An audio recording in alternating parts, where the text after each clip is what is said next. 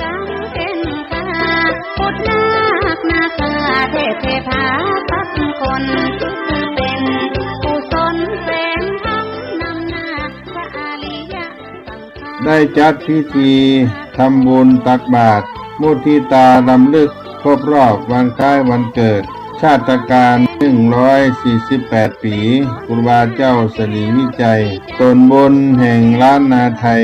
วันพฤหัสบดีที่11 มิถุนายน พุทธศักราช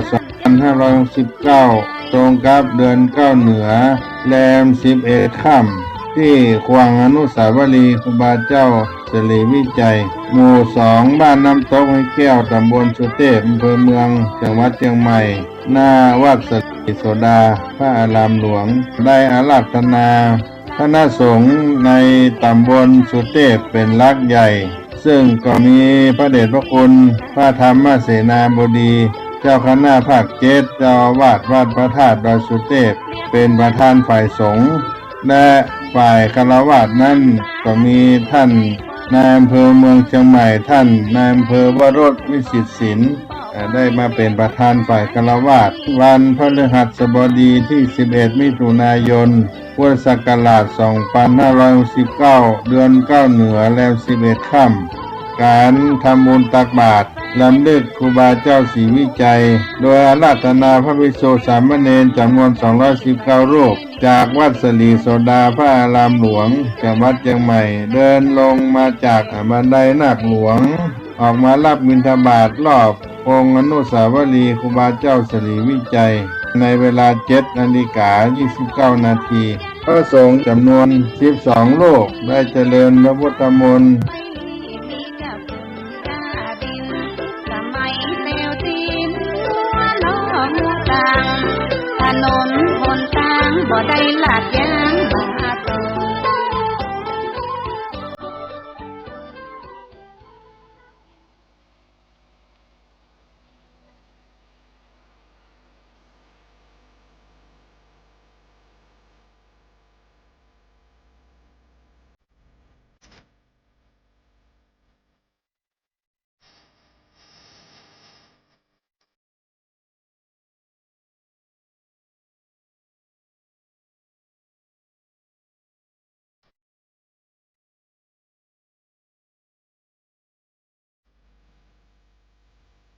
งานเผยแผ่เป็นหัวใจสำคัญของพระพุทธศาสนา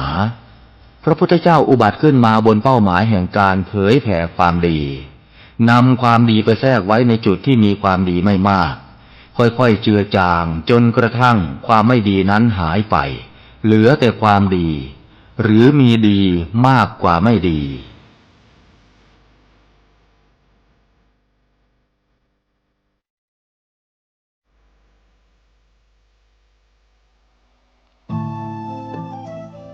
ท่านกำลังติดตามรับฟังสถานีวิทยุกระจายเสียงพระพุทธศาสนาแห่งชาติและสังคมคลื่นเพื่อการศึกษาพระพุทธศาสนาและวัฒนธรรมระบบ FM 104.5 เมกะเฮิรตซ์รายการต่อไปเป็นรายการคดีโลกคดีธรรมขอกราบถวายความนอบน้อมแด่พระรัตนตรัยถวายความเคารพพระมหาเถระพระเถรานุเถระทุกท่านขอเจริญสุขญาติโยมสาธุชนที่กำลังติดตามรับฟังรายการจากสถานีวิทยุแห่งนี้ทุกท่านขอนำท่านผู้ฟังเข้าสู่รายการคดีโลกคดีธรรมพบกันในวันนี้วันแรม10 ค่ำเดือน 7วันนี้ตรงกับวันพุธที่10 มิถุนายนพระพุทธศักราช2569รายการคดีโลกคดีธรรมมาพบกับสาธุชนเป็นประจำทุกวันทางสถานีวิทยุพระพุทธศาสนาแห่งชาติคลื่นต่างๆท่านผู้ฟังสามารถใช้โทรศัพท์มือถือ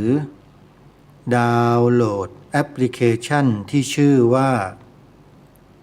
วิทยุพุทธศาสนาทั่วไทยเพื่อติดตามรับฟังรายการนี้ได้ทุกวันสาธุชนผู้ฟังทุกท่านในช่วงนี้อาตมาภาพไม่ได้อยู่ในประเทศไทยเดินทางมาที่สปป.ลาวเพื่อมาทำภารกิจบางอย่างซึ่งเป็นงานบุญงานกุศลให้แล้วเสร็จซึ่งปรากฏว่าพอเดินทางข้ามฝั่งจากประเทศไทยเข้ามาสู่ประเทศลาวก็ได้มาพบเจอกับญาติธรรมที่ติดตามรับชมรายการทางสถานีโทรทัศน์ที่อาตมาภาพเคยเป็นผู้ดำเนินรายการจัดรายการอยู่คือรายการตระเวนคนตระเวนธรรมนั่นเองญาติธรรมที่สปป.ลาวเนี่ยติดตามรับชมสถานีโทรทัศน์ดีทีวีของฝั่งไทยเราเยอะมากไม่น่าเชื่อว่าจะได้มาเจอกับแฟนรายการพอเจอโยมก็นิมนต์ให้ไปรับบุญของโยมที่บ้านซึ่งอยู่ไม่ไกลจากเขตชายแดนเท่าไหร่ประมาณสัก 2-3 กิโลเท่านั้นเองก็ปรากฏว่าเมื่อเดินทางไปถึงโยม2 ท่านเนี้ยก็ได้ทักทายปรารภกันพอสมควรแล้วก็ได้แสดงเจตจำนงถวายปัจจัยเป็นค่านำกระแสไฟฟ้าเข้าสู่สวนป่าสามัคคีธรรมนั่นแปลว่าคุณโยมได้ติดตามรับฟังรายการคดีโลกคดีธรรมรายการนี้ด้วยผ่านทาง YouTube แน่นอนคุณโยมก็เลยติดตามอยู่ตลอดและโยมก็ได้นำปัจจัยมาถวายเป็นค่ากระแสไฟฟ้าที่นำเข้าสวนป่าสามัคคีธรรมเมื่อเร็วๆนี้โยมถวายมา1 ท่าน 3,000 บาทและอีก1 ท่าน 1,000 บาทผู้ที่ถวายปัจจัย 3,000 บาทก็คือเจ้าของบ้านคุณโยมแม่จันทพิมพ์ขันสุริวงศ์ได้ร่วมบริจาคปัจจัยให้กับสวนป่าสามัคคีธรรม 3,000 บาทและคุณโยมแม่กิ่งละดาวันร่วมถวายอีก 1,000 บาทเงิน 1,000 บาทของประเทศไทยของเราเนี่ยนะท่านแรกเป็นเงินกีบของประเทศลาวเนี่ยโยมได้ตั้งหลายแสนกีบเพราะว่าตัวมูลค่าตัวเลขของเงินในประเทศลาวนั้นจะมีค่าน้อยกว่าประเทศไทยและเมื่อมีค่าน้อยกว่าจำนวนเงินที่เป็นธนบัตรเนี่ยก็จะมีจำนวนมากกว่าหนากว่าอาตมาภาพได้เห็นสกุลเงินของประเทศลาวแล้วซึ่งเป็นตัวเลขที่สูงมากในแต่ละใบเนี่ยวันนี้ก็ได้เห็นธนบัตรใบละ 100,000 กีบเห็นแล้วโยมที่นี่เขาใช้เงินแบบนี้กันทั่วประเทศก็ขออนุโมทนาบุญกับโยมแม่จันทพิมพ์ขันสุริวงศ์แล้วก็คุณโยมแม่กิ่งละดาวันโดยเฉพาะคุณโยมแม่จันทพิมพ์เนี่ยโยมเป็นเพื่อนใน Facebook ของอาตมาด้วยคอยติดตามรายการติดตามกิจกรรมต่างๆที่อาตมาภาพโพสต์ลง Facebook ตลอดและโยมแม่จันทพิมพ์ก็คงจะเห็นอาตมานำไฟฟ้าเข้าสวนป่าสามัคคีธรรมเมื่ออาทิตย์ที่แล้วนี่เองโยมก็เลยเตรียมที่จะทำบุญนั่นแหละ แต่พอรู้ว่าอาตมาภาพจะเดินทางมาสปปลาวโยมก็มาดักรอที่ชายแดนแล้วก็นิมนต์ไปรับปัจจัยดังกล่าวอาตมาก็ขออนุโมทนาด้วยนะโยมนะขอให้สุขภาพแข็งแรงขอให้หลาน2 คนที่กำลังน่ารักนะโยมหลานชายเนี่ยมีแต่ความเจริญรุ่งเรืองมีสติปัญญาแล้วก็เป็นเด็กดีเป็นผู้นำของสังคมนะโยมนะเพื่อจะนำความดีเนี่ยช่วยนำพาสังคมประเทศชาติของสปปลาวเนี่ยให้เดินไปในทางที่ดีงามตลอดไปขออนุโมทนาสาธุสาธุสาธุนะโยมนะสำหรับญาติโยมที่อยู่ในเมืองไทยนะโยมสวนป่าสามัคคีธรรมที่อาตมาภาพเป็นผู้ดูแลรับผิดชอบเนี่ยกำลังสร้างศาลาปฏิบัติธรรมอยู่ยังไปได้ไม่เท่าไรเลยแล้วก็เข้าสู่ฤดูฝนแล้ว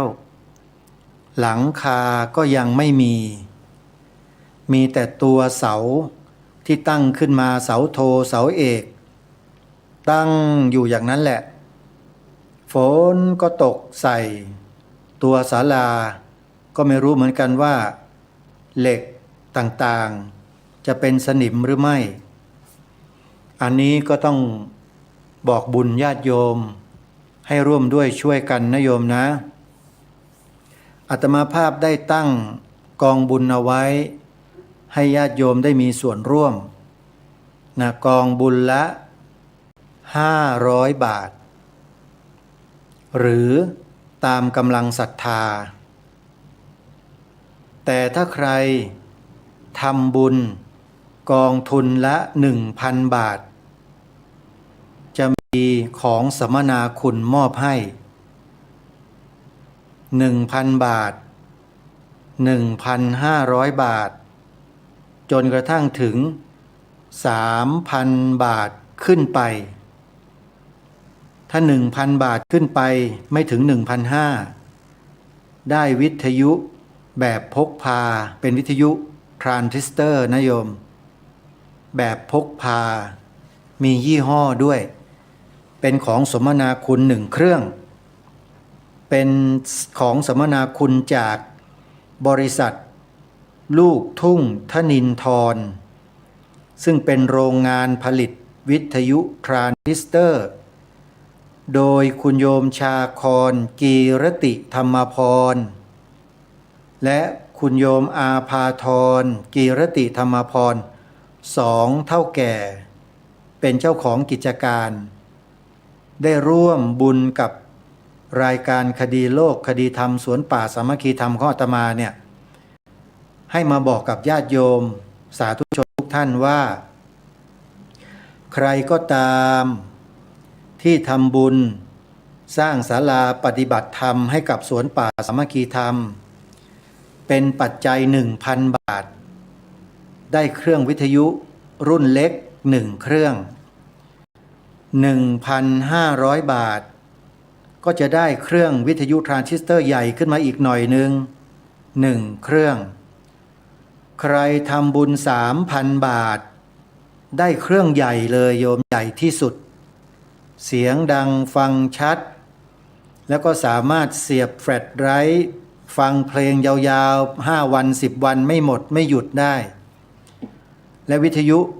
ทรานซิสเตอร์เครื่องใหญ่เนี่ย2 เครื่องเนี่ยนะมีปลั๊กเสียบไฟใช้งานได้ใส่ถ่านก็ได้มอบให้กับผู้ทำบุญสร้างศาลาปฏิบัติธรรมให้กับสวนป่าสามัคคีธรรมใครที่จะร่วมบุญก็ขอเชิญได้นะโยมนะอาตมาภาพ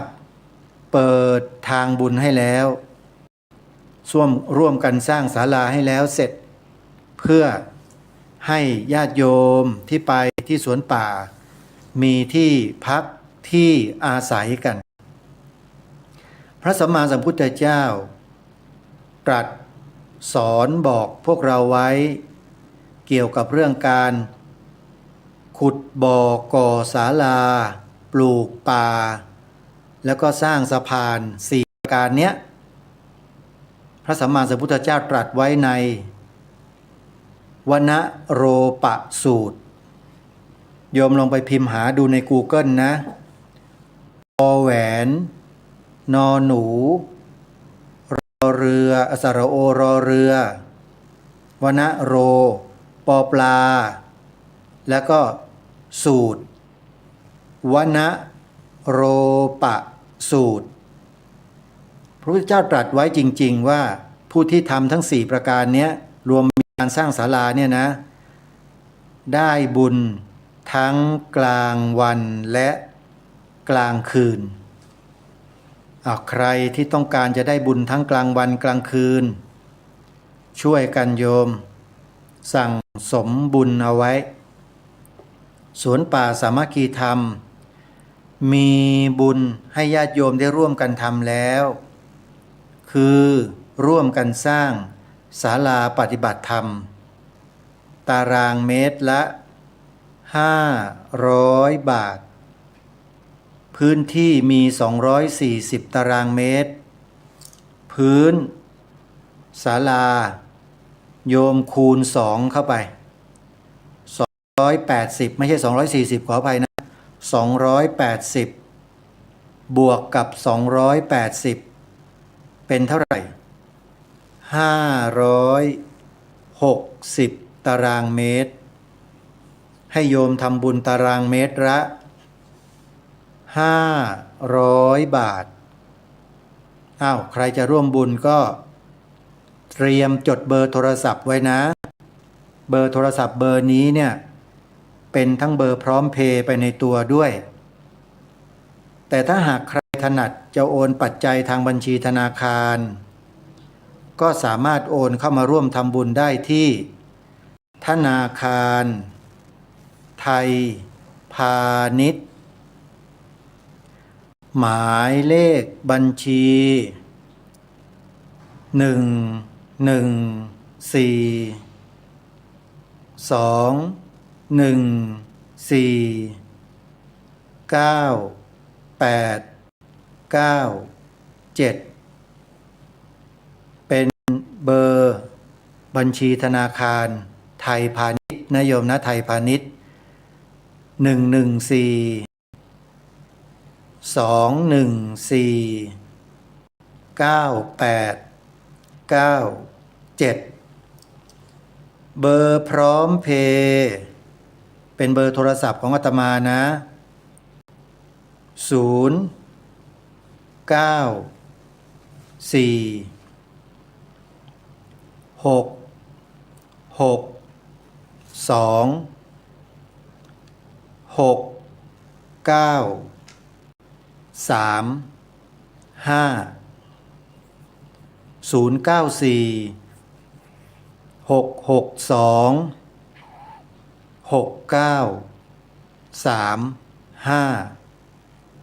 ขออนุโมทนาบุญกับญาติโยมที่ฟังรายการ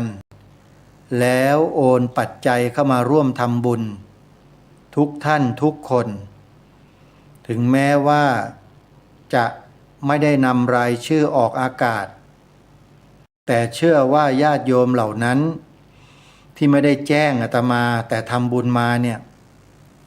จะมีความปลื้มปีติและมีความยินดีอยู่ในการกระทำนั้นตลอดอาตมาขอแสดงความยินดีกับญาติโยมทุกท่านด้วยที่คุณโยมได้สั่งสมบุญกันไว้บุญนี้แหละจะเป็นที่พึ่ง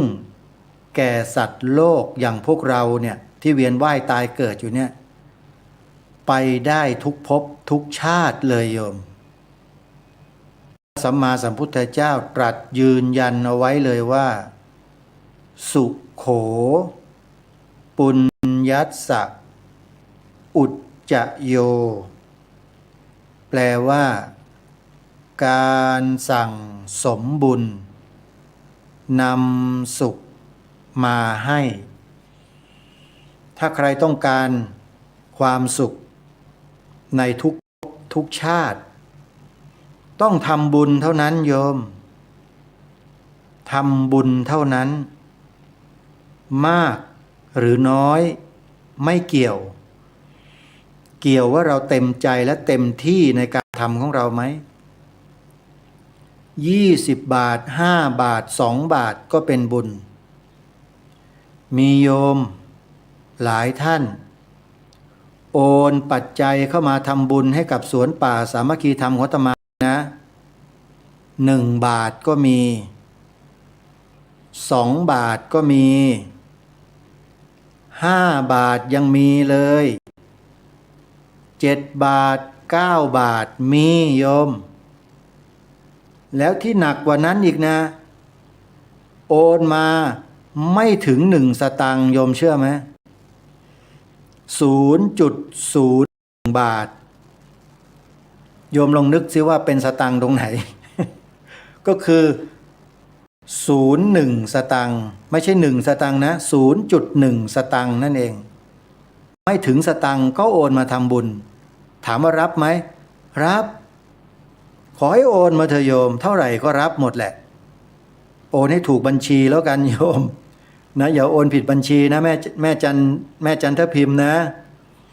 ไม่รู้แม่จันทพิมพ์จะโอนได้หรือเปล่าถ้าจะทำบุญต่อไปนะโยมแม่ไทยพาณิชย์นะธนาคารไทยพาณิชย์เนี่ยอยู่ที่เวียงจันทร์เนี่ยมีทั้งกสิกรไทยมีทั้งกรุงเทพมีทั้งกรุงไทยมีทั้งไทยพาณิชย์อาตมาเห็นหมดแล้วเมื่อวานนี้นั่งรถเลาะนะเมืองเวียงจันทร์ไปที่ประตูไซไปที่วัดหอพระแก้วนะหอพระแก้วแล้วก็ไปวัดศรีสะเกษวัดศรีสะเกษนี่ไม่ได้ไปผ่านๆเฉยๆแล้วก็ไปร้านกาแฟที่อยู่ใกล้ๆวงเวียนนะฮะแล้วก็มีวัดพระธาตุหลวงไปมานะก็ไปฉันเพลกันที่ร้านอาหารอยู่บริเวณใกล้ๆกับบึงใหญ่ๆที่นักธุรกิจของประเทศจีนมาลงทุนสร้างตึกใหญ่ๆโตๆไว้ตรงนั้นนะฮะก็ตระเวนไปรอบๆเมืองก็เห็นบรรยากาศของท้องที่พื้นที่ต่างๆของเวียงจันทร์ได้ว่าเห็นมากที่สุดมาในครั้งนี้เห็นเยอะที่สุดแล้วที่สำคัญก็คือได้พบเจอกับญาติธรรมคุณโยมแม่จันทพิมพ์ขันสุริวงศ์กับคุณโยมแม่กิ่งระดาวันเนี่ยดีใจโยมอาตมาดีใจนะที่มาต่างประเทศแล้วมีญาติโยมที่ติดตามรับชมรับฟังรายการของอาตมาอยู่ด้วยแค่นี้ก็พอแล้วโยมนะฮะก็ให้ทราบให้รู้ไว้ว่ามีนะต่อไปในอนาคตวันข้างหน้าถ้ามีโอกาสมาที่สปป.ลาวอีกทีนี้ก็ไม่ต้องให้โยมแม่มาคอยรับที่ชายแดนแล้วเดี๋ยวจะนั่งรถไปเยี่ยมโยมถึงบ้านเลยนะโยมปวารณาไว้แล้วนิมนต์อาตมาไว้แล้วบอกนิมนต์ข้าน้อยโยมสิทำบุญกับท่านถวายภัตตาหารว่างั้นบอกได้โยมเดี๋ยวคราวหน้าอาตมาเนี่ยพอข้ามชายแดนมาจะวิ่งรถมาที่นี่เลยเพราะอยู่ห่างจากชายแดนเพียงแค่3 กิโลเองบ้านโยมแม่จันทพิมพ์เนี่ยไม่ไกลโยมนะอนุโมทนาบุญอีกครั้งหนึ่งนะเอาละญาติโยมมาฟังกิจกรรมของครูบาอาจารย์ของเราบ้างในช่วงเดือนกรกฎาคมเดือนหน้าเนี่ยมีงานปริวาสกรรมอยู่ที่2 จังหวัดแต่ที่ประชาสัมพันธ์หลักๆเนี่ยนะ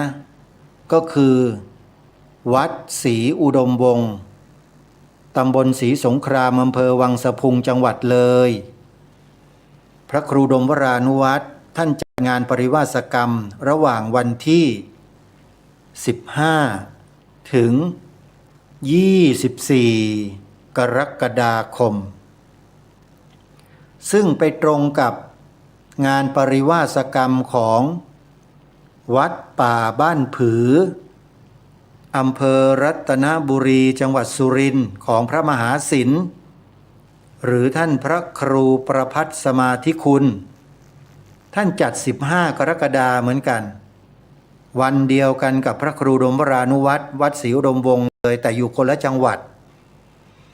ครูบาอาจารย์ญาติโยมสะดวกที่ไหน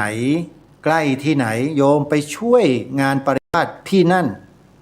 ขอบอกนะโยมได้บุญงานเนี่ยเขาจัดถึง9 วัน10 วันโน่นแล้วโยมได้ไปปฏิบัตินั่งสมาธิภาวนาไปฟังครูบาอาจารย์ท่านเทศท่านสอนดีงานปริวาสนะโยมอาตมาขอบอกพระหลายรูปในประเทศไทยเนี่ยที่บวชแล้วไม่ลาสิกขาไม่สึกเนี่ยนะเพราะ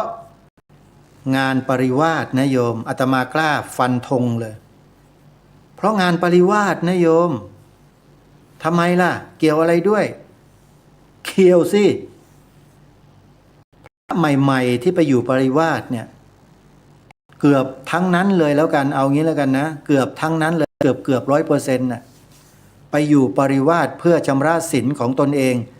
ก่อนศึกเป็นอย่างนี้กันจริงๆแต่พอไปอยู่ครบ10 วันออกอาพาธแล้วบวชมาจนกระทั่งถึงทุกวันนี้ก็มีโยมไม่ศึกถามว่าทำไมก็ไปฟังเทศในงานปริวาสฟังบรรยายธรรมของครูบาอาจารย์ท่านเทศท่านสอนศรัทธามันเกิดว่าขอไปนะโยมที่ใช้คำนี้อาตมาก็เหมือนกันโยมฟังพระอาจารย์สมภพโชติปัญโยกูไม่สึกแล้วชีวิตไม่มีหาอะไรเลยนี่วะขออภัยโยมอาตมาเป็นคนแบบนี้แหละขอขมานะครูบาอาจารย์ครับชีวิตมันไม่มีอะไรนี่นาเราอยู่มาตั้งนานเราไม่เคยรู้มาก่อนเลยแต่พอมาฟังครูบาอาจารย์ท่านเทศท่านสอนท่านบรรยายอธิบายความอุปมาอุปไมยให้ฟังแล้วกูจะออกไปทำอะไรเนี่ยชีวิตอย่างนี้มันอยู่แบบสมถะเรียบง่ายไม่ต้องไปทนทุกข์ยากลำบากต้องไปอะไรต่อไม่อะไรโดยที่เราไม่ต้องเอาตนเองไปพิสูจน์เลยอาตมาก็นึกถึงใครรู้ไหมโยมตัวอย่างนะบิดากับมารดาของอาตมาเองนี่แหละพ่อกับแม่โอ้ยเลิกก็เลิกไม่ได้แล้วอยู่ก็อยู่ลำบากทะเลาะตบตีด่ากันทุกวันเมาเหล้าด้วยพูดไม่อายโยมอายทำไมไม่ได้เอามาวิจารณ์นะโยมมีครอบครัวใครอะในประเทศเนี่ยที่ไม่กินเหล้าแล้วไม่ตีกันน่ะส่วนมากด้วยโดยเฉพาะกลุ่มวัยแรงงานทั้งหลายเนี่ยทะเลาะเบาะแว้งกันตีกันเข็นฆ่ากันก็มีแต่พอดีโยมมารดาบิดาอาตมาเนี่ยไม่ถึงกับฆ่ากันตายแค่แทงท้องทะลุนิดเดียวเท่านั้นน่ะแล้วก็ตั้งแต่นั้นมาก็หยุดเลยและด้วยเหตุอันนี้แหละจึงทำให้โยมบิดาหรือพ่อของอาตมาเนี่ยยอมบวชโดยไม่สึกแล้วตายในผ้าเหลืองเลยพ่ออาตมาเนี่ยโยมนี่เล่าให้ฟังนะชีวิตส่วนตัวอาตมานี่ดีใจมากเลยที่พ่อบวชได้โอ้ยบวชก่อนอาตมาด้วยนะ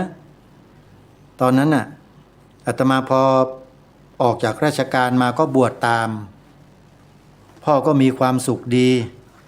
ไปอยู่วัดไหนก็ทำประโยชน์ให้กับวัดนั้นหลวงพ่อของอาตมาเนี่ยโยมเป็นคนมีนิสัยละเอียดอยู่ที่ไหนวัดไหนก็ตามโยมจะไม่เห็นความสกปรกของวัดนั้นเลยพ่อจะเก็บหมดหญ้าตรงไหนมีถอนหมดนั่นคือนิสัยของท่านแล้วก็เป็นที่ศรัทธาของญาติโยมอาตมาก็ดีใจที่พ่อบวชถึงแม้ว่าจะไม่ได้ศึกษาเล่าเรียนให้สูงขึ้นแต่ด้วยข้อวัดข้อปฏิบัติที่ท่านทำประโยชน์ให้กับวัดวาอารามนั่นแค่นั้นก็ถือว่าเป็นกุศลเป็นบุญของท่านแล้วบั้นปลายชีวิตท่านก็อาพาธหนักเป็นมะเร็งที่กล่องเสียงแล้วมันลามไปอาตมาต้องนิมนต์หลวงพ่อให้มาอยู่ที่วัดโยมแม่ก็อยู่ที่วัดโยมแม่นี่อยู่มาก่อนหน้าแล้วหลายปีแล้ว หลวงพ่อเนี่ยไม่มีใครดูแลก็เลยนิมนต์มาอยู่ด้วยอาตมาก็ดูแลเองซักชั่นเองหลวงพ่อต้องเจาะคอด้วยไงใครที่มีญาติเจาะคอเนี่ยจะรู้จักคำว่าซักชั่นซักชั่นก็คือใช้เครื่องดูดเสลดดูดจากลำคอเนี่ยออกทุกวันแล้วก็ใช้น้ำเกลือล้างแล้วก็ปิดผ้าก๊อซทำอย่างเงี้ยเช้าเย็นเช้าเย็นเช้าเย็นเช้าเย็นเช้าเย็นจัดหาอาหารเหลวๆมาให้ฉันข้าวต้มหรืออะไรก็แล้วแต่ที่เคี้ยวง่ายๆแล้วท่านก็กลืนได้ดูแลจนกระทั่งท่านมรณภาพในที่สุดมรณภาพในอ้อมแขนของอาตมาเลยนะหลวงพ่อเนี่ยอาตมาใช้แขนเนี่ยสอดเข้าไปที่หลังศีรษะที่คอท่านเนี่ยแล้วก็เรียกหลวงพ่อระลึกถึงพระพุทธพระธรรมพระสงฆ์ไว้นะหลวงพ่อนะแล้วก็ให้หลวงพ่อเนี่ยฟังบทสวดมนต์สรรเสริญพุทธคุณอิติปิโสภควาอะระหังสัมมาแล้วก็ธรรมจักรกับปวัตตนสูตรจนกระทั่งหมดลมหายใจไปแล้วก็ทำศพให้ท่านจนเสร็จหมดทำบุญ50 วันให้ทำบุญ100 วันให้แค่เนี้ยคนเป็นลูกก็โยมทำเท่านี้แหละมาตอนสิ้นชีวิตแล้วและเมื่อบำเพ็ญบุญกุศลสวดมนต์ทำวัดไหว้พระเสร็จก็อุทิศกุศลตามให้ท่านทุกวันก็ทำได้แค่นี้โยมก็เหลือแต่โยมแม่คนเดียวโยมแม่นี่ก็ดีขึ้นมาเยอะจากที่แย่ก็ดีขึ้นมาแล้วก็ยังทำบุญด้วยนะทุกวันนี้โยมรู้ไหมว่าโยมแม่อาตมาทำบุญอะไรแต่ก่อนเนี่ยเก็บขวดพลาสติกเอามาขายเก็บมาได้สัก2 เดือน3 เดือนแล้วก็เรียกคนซื้อของเก่ามารับไปทีหนึ่งเยอะๆขายทิ้งได้ก็ 2,000 3,000อย่างเงี้ยโยมแม่ก็เอามาใช้ส่วนตัวทางวัดก็ท่านก็กรุณาว่าอะไรเขาถือว่าทำในสิ่งที่สุจริตแล้วก็เป็นพวกนักรีไซเคิลนะมีส่วนร่วมในการรีไซเคิลขยะก็เลยให้อยู่อาตมาก็ดูแลท่านมาตอนหลังเนี่ยที่ว่าดีก็คือว่าโยมแม่ไม่ขายแล้วเก็บขวดเหมือนเดิมเลยเอามาดึงถุงพลาสติกออกแกะสลากออกหมดเหลือแต่ขวดใสๆสะอาดเนี่ยนะแล้วก็เอาใส่ถุงใส่ไว้เหมือนกับที่ขายนั่นแหละแต่ไม่ขายแล้วไปทำอะไรล่ะทำบุญสิเอาไปทำที่ไหนถวายวัดจากแดงอำเภอพระประแดงจังหวัดสมุทรปราการถวายเจ้าคุณประนอมถวายไปทำไมขวดเอาไปทำจีวรถวายพระนี่โยมแม่อาตมาทุกวันนี้ได้ทำบุญแล้วนะโยมเห็นไหมอาตมาตะล่อมจนแกยอมทำบุญได้โยมคิดดูเลยเนี่ยเขาเรียกว่าให้ทานใช้กำลังตัวเองที่มีอยู่นี่แหละไปเก็บขยะขวดตามขยะนี่แหละที่เขาทิ้งกันอยู่ตามหน้าร้านหน้าเรือนเนี่ยเอามาเข้ามาในวัดแล้วก็ทำบุญให้วัดจากแดงไปโยมแม่ทุกวันได้ทำบุญแล้วโยมเห็นไหมฮะอาตมาก็ดีใจแล้วก็เลี้ยงดูโยมแม่เนี่ยปัจจัยที่โยมถวายอาตมาเนี่ยนะบางส่วนที่ถวายมาเป็นส่วนตัวบ้างอะไรบ้างเล็กๆน้อยๆเนี่ยก็เก็บสะสมมาทีละเล็กทีละน้อยพอมีแล้วก็โยมแม่เอาไปใช้นี่เขาเรียกเลี้ยงดูมารดาพระสงฆ์เนี่ยพระพุทธเจ้าอนุญาตให้เลี้ยงดูมารดานะโยมด้วยข้าวหรืออาหารบิณฑบาตโยมถวายมาเป็นปัจจัยอย่างเงี้ยอาตมาก็เอาปัจจัยให้โยมไปซื้อข้าวกินไปซื้อของใช้ส่วนตัวที่จำเป็นก็ไม่ได้ใช้เยอะใช้มากอะไรหรอกเดือนหนึ่งเนี่ยอาตมาก็ให้โยมแม่สัก2 ครั้ง 3 ครั้งครั้งละ1,000ถ้าโยมแม่หมดแม่ก็จะมาบอกตังค์หมดแล้วนะแล้วหมอก็นัดเดือน2 เดือนไปครั้งหนึ่งไปหาหมอเบาหวานหมอความดันแล้วก็หมอตาแล้วอะไรอีกอะสารพัดหมอเป็นศิษย์เก่าโรงพยาบาลกลางของสำนักการแพทย์กรุงเทพมหานคร โยมแม่อาตมาเนี่ยก็ถือว่าอยู่อาศัยที่สำนักที่อาตมาสังกัดอยู่ก็มีความสุขพอสมควรแหละไม่ลำบากไม่อะไรมากมายนะแล้วก็ต้องขออนุโมทนากับญาติโยมด้วยที่สนับสนุนอาตมาภาพถวายปัจจัยเข้ามาเพื่อเลี้ยงดูโยมมารดาส่วนหนึ่งแล้วก็โยมที่ทำบุญสร้างศาลาหรือนำไฟฟ้าเข้าสวนป่าอาตมาก็จะเก็บไว้ส่วนหนึ่งเพื่อไว้ทำบุญอาตมาก็มีกำลังใจในการที่จะทำหน้าที่ต่อญาติโยมหลายท่านหลายคนได้ยินเสียงอาตมาพูดจาแบบนี้แล้วก็ไม่ศรัทธาและไอ้พระแบบนี้อะไรอย่างเงี้ยโยมก็คิดพูดไปวันนี้อาตมาก็บอกญาติโยมแล้วอาตมาก็เป็นอย่างนี้แหละพระแบบนี้แหละโยมเลี้ยงดูมารดาตัวเองที่แก่ชราลงทุกวันพ่อตัวเองบวชเป็นพระสุดท้ายไม่ไหวก็ต้องเอามาดูแลเองเพราะมีอาตมาคนเดียวที่สามารถดูแลได้น้องชายดูแลไม่ได้เพราะไม่สะดวกไม่มีเวลาต้องทำมาหากินเลี้ยงปากเลี้ยงท้องตัวเองก็จะแย่แล้วก็เลยพึ่งที่อาตมานี่แหละ ขออภัยครูบาอาจารย์ญาติโยมก็เล่าสู่กันฟังนะโยมนะแล้วศาลาปฏิบัติธรรมของอาตมานี่ก็ไม่รู้เมื่อไรจะเสร็จก็ปรารถนานะโยมวิงวอนให้องค์เทพเทวาผู้เป็นสัมมาทิฏฐิทั้งหลายถ้าได้ยินได้ฟังกระผมและอาตมาภาพพูดอยู่เนี่ยท่านก็คงจะเห็นอกเห็นใจบ้างเวลาครูบาอาจารย์รูปอื่นๆสร้างโบสถ์สร้างศาลาหลังเป็น100 ล้านเจดีย์บางองค์ก็เป็น1,000 ล้านโยมอาตมาเนี่ยศาลาหลังละ2 ล้านสร้างไม่เสร็จนี่ก็ไม่รู้จะพูดยังไงแล้วโยมเว้ยแค่2 ล้านบาทแค่นั้นเองพระครูดมวรานุวัตร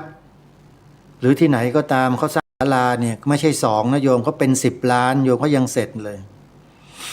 อาตมาไม่เสร็จนี่สงสัยอาตมาจะต้องพิจารณาตัวเองแล้วนะโยมเนาะปัจจุบันเนี้ย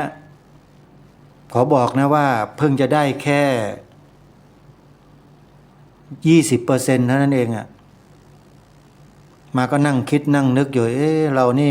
คงจะอาภัพอับเฉาญาติโยมที่จะมีกำลังมาสนับสนุนมาช่วยให้อาตมาได้ปลดล็อกในงานสร้างศาลาให้เสร็จสักทีหนึ่งจะไม่น้อเนี่ยก็ได้แต่หวังนะคนเราก็อย่างนี้แหละก็หวังไปก็คิดว่าวันหนึ่งก็น่าจะมีญาติโยมมาหักลบมากลบหนี้ทิ้งให้หมดอาตมาก็จะได้ทำกิจอื่นๆให้สะดวกยิ่งขึ้นแล้วก็จะได้ทำอะไรให้มันมากขึ้นกว่านี้จึงขอเชิญชวนนะโยมนะใครที่จะร่วมเป็นเจ้าภาพศาลาปฏิบัติธรรมให้กับสวนป่าสามัคคีธรรมของอาตมาเนี่ยก็ร่วมบุญกันได้ตามที่ได้แจ้งเบอร์บัญชีเบอร์พร้อมเพย์ให้กับญาติโยมไปแล้วถ้าใครจะติดตามรับฟังย้อนหลังก็ฟังทาง YouTube ก็ได้จำวันที่เอาไว้นะโยมวันที่วันเนี้ยที่อาตมาพูดอยู่เนี่ย10 มิถุนายน 2569โยมเข้าไปใน YouTube พิมพ์ชื่อรายการคดีโลกคดีธรรมแล้วก็พิมพ์ตัวเลข10 มิถุนายน 69แค่นี้เดี๋ยวคลิปก็มาเองโยมลองเปิดฟังทวนดูก็ได้นะอันนี้บอกเพื่อให้ทุกท่านเผื่อมีช่องทางเวลาจำเบอร์โทรศัพท์ไม่ได้จำเบอร์บัญชีไม่ได้ก็เปิดย้อนฟังทาง YouTube ได้เลยนะโยมนะเมื่อสักครู่พูดถึงงานปริวาสวัดศรีอุดมวงศ์จัดงานปริวาสเริ่มต้นวันที่15 กรกฎาคมเดือนหน้านะเดือนหน้า ประชาสัมพันธ์เนิ่นๆไว้เลยนะครับครูบาอาจารย์หลายๆรูปที่ยังรอการตัดสินใจอยู่นะว่าตัดสินใจแล้วก็นิมนต์นะครับ15 กรกฎาคมถึง24 กรกฎาคมงานปริวาสกรรมแล้วก็มีการจับสลากพัดด้วยถวายพระนะจะทำวันที่24นะสลากพัดเนี่ยวัดศรีอุดมวงศ์เนี่ยทำทุกปีเลยคือสลากพัดนี่หมายความว่าให้ญาติโยมเนี่ยนำสลากพัดเนี่ยมาแล้วก็จับสลากได้เบอร์ไหนโยมก็ไปถวายพระเบอร์นั้นพระท่านจะมีหมายเลขของท่านอยู่หรืออาจจะเขียนชื่อท่านไว้เลยก็ได้แล้วแต่ทางเจ้าอาวาสท่านจะทำยังไงพอจับสลากขึ้นมาปุ๊บเปิดดูอ้าวสมมุติว่าพระครูอุดมวรานุวัตรโยมท่านนี้ถึงคิวโยมก็ไปถวายท่านอย่างเงี้ยนี่เขาเรียกว่าจับสลากไม่ได้เจาะจงเป็นสังฆทานใหญ่สลากพัดเนี่ยถือว่าเป็นมหาสังฆทานนะโยมนะใครจะไปร่วมบุญหรือว่าจะร่วมสมทบเป็นกองทุนอาหารคาวหวานมื้อเช้ามื้อเพลถวายพระน้ำปานะถวายเย็นถวายค่ำก็ติดต่อไปที่วัดศรีอุดมวงศ์ได้เลยหมายเลขโทรศัพท์วัดศรีอุดมวงศ์อำเภอวังสะพุงจังหวัดเลยนะโยมนะ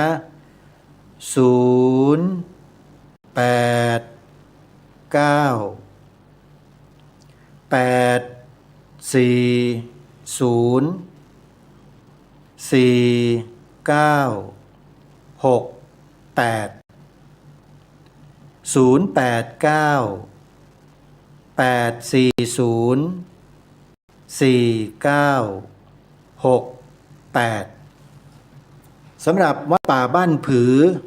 ตำบลรัตนบุรีอำเภอรัตนบุรีจังหวัดสุรินทร์ของท่านพระครูประภัสสมาธิคุณหรือพระอาจารย์มหาศิลป์คุตตวัฒโนก็จัดวันเดียวกันเลยกับวัดศรีอุดมวงศ์แต่อยู่คนละจังหวัด15ถึง25 กรกฎาคมเหมือนกันนะใครที่สุรินทร์ได้ยินเสียงนี้แล้วถ้าจะร่วมบุญกับทางวัดป่าบ้านผือในงานปริวาสก็ขอเรียนเชิญได้วันที่15เป็นวันเริ่มงานนะโยมนะนี่ก็เป็นกิจกรรมที่แจ้งบอกกับสาธุชนญาติโยมได้ทราบโดยกันสำหรับวัดสามชุกวันนี้เป็นวันออกอภานโยมที่วัดสามชุกพระสงฆ์ที่มาอยู่ปริวาสที่วัดสามชุกวันนั้นไปเจอหลวงพ่อเจ้าวาดวัดสามชุกไปร่วมงานมอบรางวัลเสาอโศกผู้นำศีลธรรมที่มหาวิทยาลัยเทคโนโลยีราชมงคลธัญบุรีก็สอบถามท่านว่าหลวงพ่องานปริวาสวัดสามชุกเนี่ยมีพระมากี่ร้อยครับหลวงพ่อครับหลวงพ่อหัวเราะแฮ่แฮ่แฮ่แฮ่หัวเราะทำไมหลวงพ่ออย่าไปบอกใครนะโอ้ยปีนี้มีพระมานี่ไม่ธรรมดาเลยโอ้เหรอหลวงพ่อมาเยอะเลยหลวงพ่อไม่ใช่เยอะมาน้อยที่สุดตั้งแต่เคยทำงานปริวาสมาว่างั้นทำไมเป็นงั้นน่ะแล้วมาเท่าไหร่หลวงพ่อ9 รูปโยมมองเห็นอะไรบ้างหรือยังจัดงานปริวาสสมัยก่อนอย่างน้อยๆไม่มีพระนะก็มากกว่า20 รูปละหรือไม่ก็30ขึ้นถ้าดีๆก็100ขึ้นโยมแต่ปัจจุบันนี้โยมมันเกิดอะไรขึ้นจัดงานปริวาสพระเหลือ9 รูปนี่คือวัดสามชุกนะและเดี๋ยวอาตมาจะรอลุ้นวัดศรีอุดมวงศ์พระครูอุดมวรานุวัตรของผมเนี่ยจะดูซิว่าเหลือพระกี่รูปโยมไม่ใช่ว่าวัดจัดไม่ดีวัดทำไม่ดีไม่ใช่นะฮะแต่เป็นเพราะจุดทำให้พระมาอยู่ปริวาสได้น้อยมันมีเหตุปัจจัยแน่นอนแต่เหตุปัจจัยนั้นคืออะไรอันนี้น่าหาคำตอบและผู้ที่จะตอบได้ดีที่สุดคือใครรู้ไหม คือผู้ที่จัดงานปริวาสนั่นแหละท่านจะรู้ว่าเป็นเพราะอะไรโยมลองไปถามท่านดูนะหลวงพ่อพระครูสุวรรณวิจิตรก็ได้วัดสามชุกพระครูดมวรานุวัตรก็ได้วัดศรีอุดมวงศ์หรือพระครูประภัสสมาธิคุณ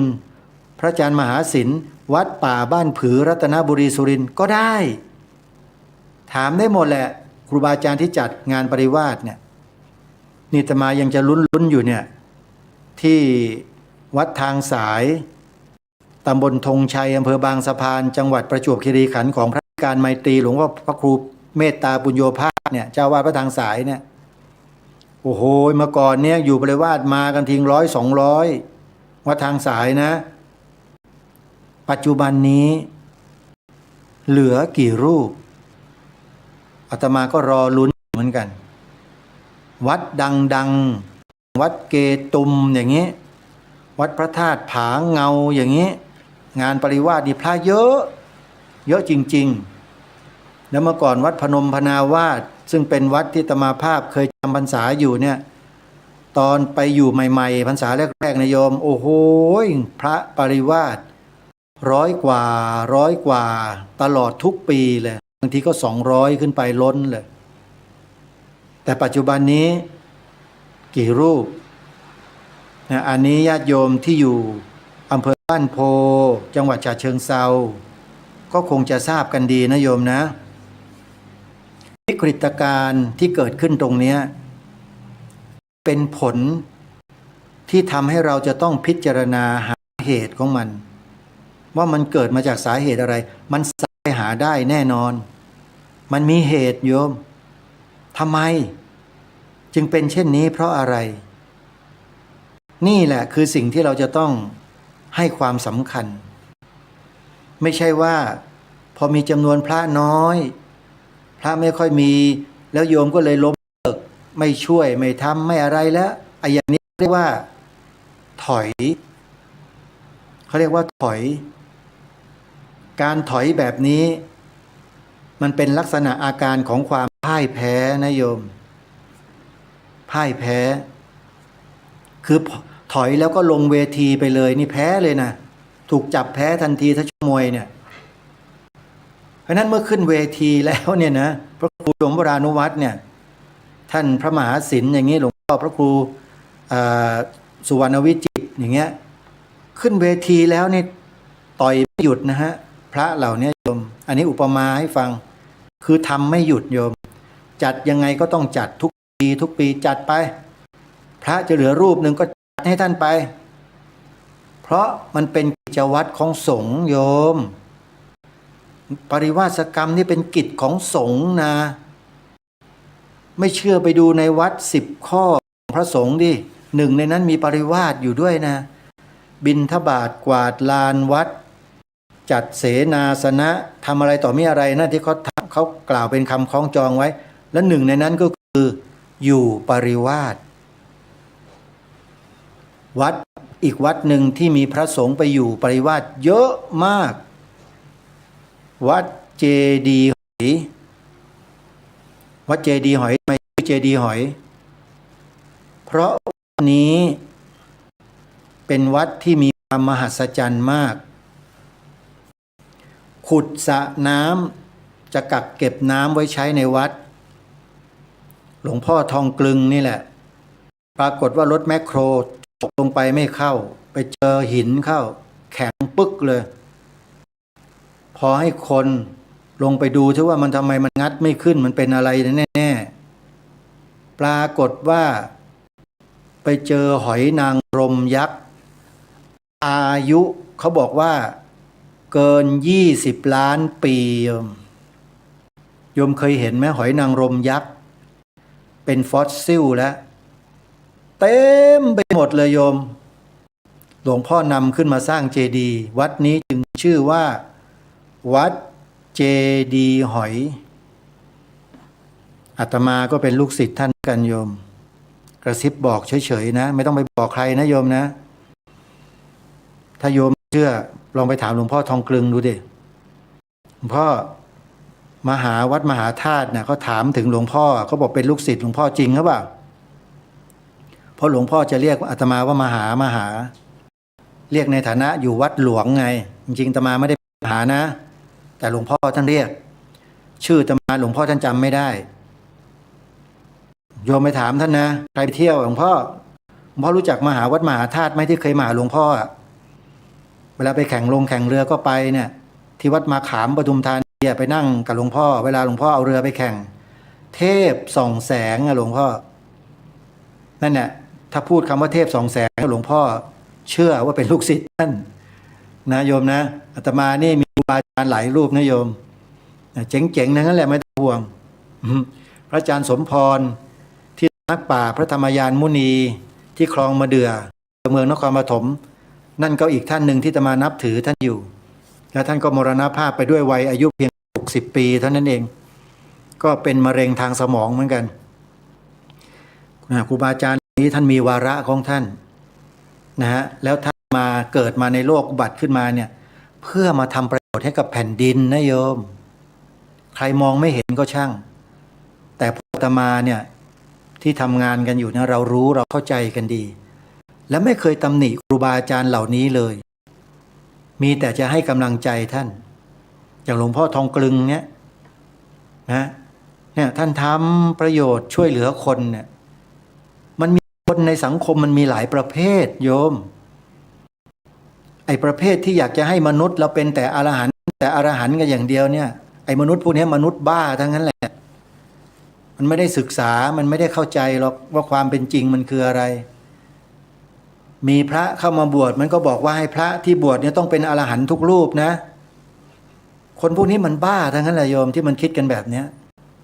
มันไม่ได้ศึกษาเรียนรู้พระธรรมคำสอนของพระสัมมาสัมพุทธเจ้าอย่างถูกตรงแล้วพวกเนี้ย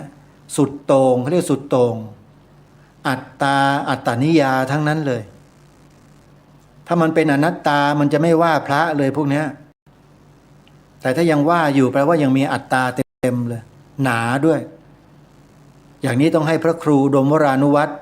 ไปขูดออกนะอยู่พระครูนะช่วยกันถ้าพระครูขูดไม่ออกเอาสิวมาเดี๋ยวผมใช้ค้อนปอนเองตอกให้มันออกมาให้ได้เลยอัตตานิยาตัวเนี้ยแม่มันเหนียวจังนะอันนี้พูดในหลักธรรมะนะโยมหลักธรรมะไม่ได้ไปฆ่าใครนะคือตอกเอาตัวอัตตาเป็นนามธรรมฮะตอกมันออกมันจะได้มีอัตตาเพิ่มขึ้นหน่อย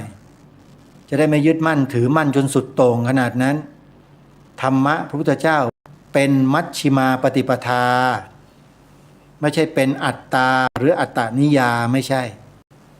และเมื่อศึกษาเรียนรู้แล้วปฏิบัติให้เข้าถึงให้เข้าใจ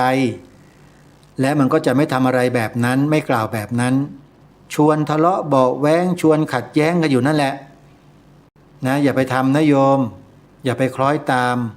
มันจะเป็นตบาปอยู่ในใจนั่นน่ะคนเถียงกันเนี่ยมันเป็นกุศลไหมโยมว่ามันเป็นกุศลไหมเถียงกันเนี่ยไม่เป็นอาตมาไม่เถียงกับใครหรอกให้เขาว่ามาเราก็อธิบายไปแบบที่อาตมาอธิบายนี่แหละอธิบายให้โยมฟังว่าคนพวกเนี้ยก็เป็นอย่างเงี้ยไม่เห็นไปไหนสักทีนึงก็ย่ำก็อยู่อย่างเงี้ย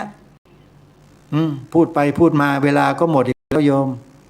เอาละวันนี้คงจะสมมุติยุติรายการไว้แต่เพียงเท่านี้ก่อนนะโยมพบกันใหม่ในวันพรุ่งนี้ขอความสุขสวัสดีจงมีแด่ท่านผู้ฟังทุกท่านทุกคนเทินขอเจริญพรที่จบไปแล้วนั้นเป็นรายการคดีโลก